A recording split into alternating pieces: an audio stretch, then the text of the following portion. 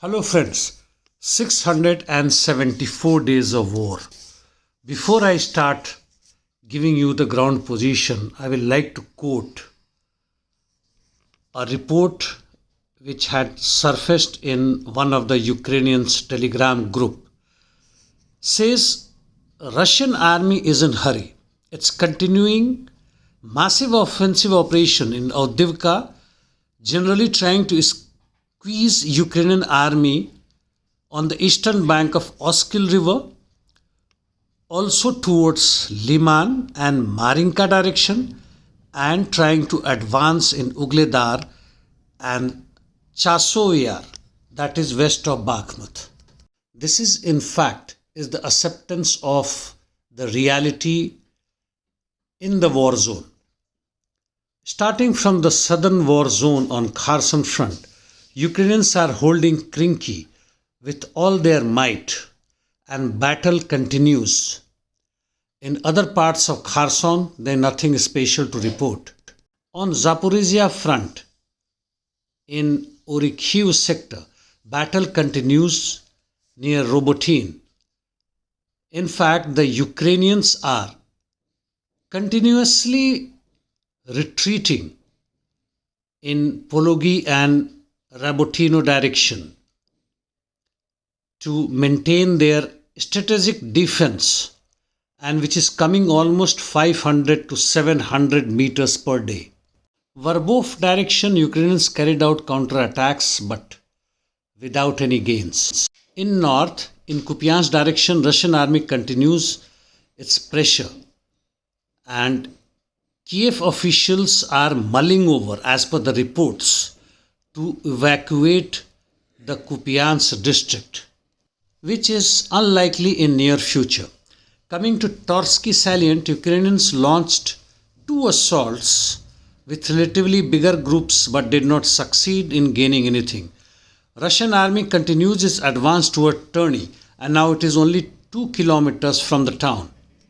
Coming to east now, north of Soledar, which is relatively a new front where the Russians have advanced towards Sperne direction and also towards Vimka, which is north of Berestoy. The aim could be Siversk, but it will take a long time, probably 5 to 6 weeks. Coming to Bakhmut front, battle continues towards Bogdanovka and Krasny, that is Ivanovsky area. Moving towards Chasovyar, they have also managed to gain something towards Popovsky direction. Coming to Avdiivka front, the Russians carried out offensive operations towards Stepo, Novobakhmutivka, Okeretin line, as well as advanced towards Novokalinovo direction. In south of Avdiivka, they made gains towards private sector, and here Ukrainians carried out a large counter-offensive in south of Avdiivka to solve the Russian army's advance but did not succeed. Russians also made some small advance north of coke plant and gained towards water treatment facilities. West of Avdiivka, heavy battle continues towards Pirvomaisky and Nevelsky with some small gains for the Russians. In Marinka, they nothing but west of it, the Russians are continuously advancing towards Kurakhovskoye, though at a small pace. Also, they are continuously assaulting towards Poveda and Novomikhailovka, however, no major gains. The Ukrainian carried out counter-offensive in south of Marinka but without any gains.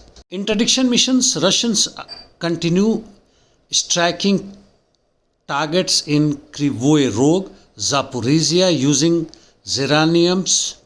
They also hit Kiev, Kherson, Sumy, Poltava and other regions. At a given time, there were more than 70 Russian UAVs hitting these targets. Ukrainians continue their shelling in Bryansk, Donetsk, Kursk, Belgorod region, and even they tried to hit Crimean target but did not succeed while using UAVs. To sum up the briefing of the war zone, I will quote ISW, which says Russian army made confirmed gains near Bakhmut, northwest of Avdiivka, near Marinka, and south of Huliaipol, that is in Zaporizhia regions. It also said that Russia has deployed a battalion of Ukrainian POWs against Ukraine, which is against Geneva understanding. Now, a short brief in what is happening Israel-Palestinian conflicts. IDF is continuing ground operations across Gaza Strip using artillery, airstrikes, and which have killed more than 21,000 people so far.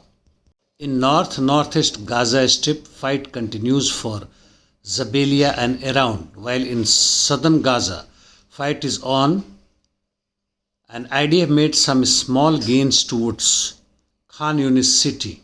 Central Gaza also IDF has made some advances. West Bank IDF continues its raids and detaining people. Pro-Iranian military outfits launched missiles at US bases in Syria and Iraq, and this has increased its intensity after assassination of IRGC commander Razi Mousavi. While Americans attacked Kataib Hezbollah, IDF also launched many missiles in southern part of Syria, while many of them were intercepted by them. Mutual shelling between Hezbollah and Israeli forces are continuing. In fact, the intensity has increased, though the war hasn't escalated in that direction. Red Sea blockade by the Houthis continue. Few other informations. Germany, France, Italy, and even European Union have expressed reservations regarding Washington's idea to confiscate a Russian $300 billion worth assets and want to consider it necessary to first assess legality of this measure. And of course, there won't be any legality, as I understand. And this issue is likely to come in the forthcoming G7 meeting in 2024, in which US along with UK, Canada and Japan are proposing to confiscate Russian assets, which will be around mid-February next year. Brilliant Maya Sandhu declared referendum on joining European Union without Transnistria's vote. That's all for the day, friends. See you tomorrow. Thank you.